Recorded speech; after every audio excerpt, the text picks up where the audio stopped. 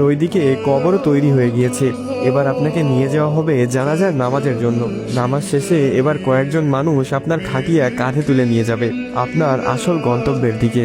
কবরে নিয়ে গিয়ে দুইজন মানুষ আপনার কবরে নেমে আপনাকে খুবই আলতো করে কবরে শুইয়ে দিবে।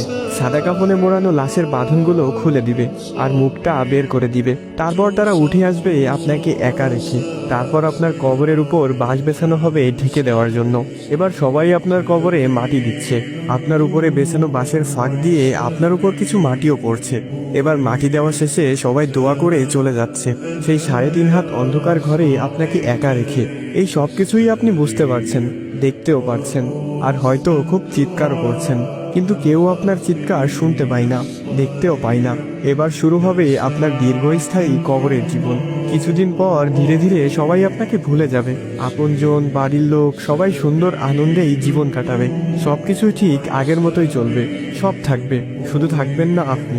উপরোক্ত কথাগুলো একবার চোখ বন্ধ করে ভাবুন, আর সময় থাকতে নিজেকে শুধরিয়ে নিন। কথাগুলো ভালো লাগলে অন্যের সাথে শেয়ার করতে পারেন, অথবা মেনশন করে সবাইকে শোনার সুযোগ করে দিতে পারেন। তো গাইস, ভিডিওটি ভালো লাগলে সবাই শেয়ার করে দিও। আর ইউটিউব থেকে দেখে থাকলে তোমার ভাইয়ের আইডিটা সাবস্ক্রাইব করে দিও। আর টিকটক, ফেসবুক থেকে দেখে থাকলে ফলো করে দিও। তো আজকের মতো এ পর্যন্তই। আল্লাহ হাফেজ গাইস।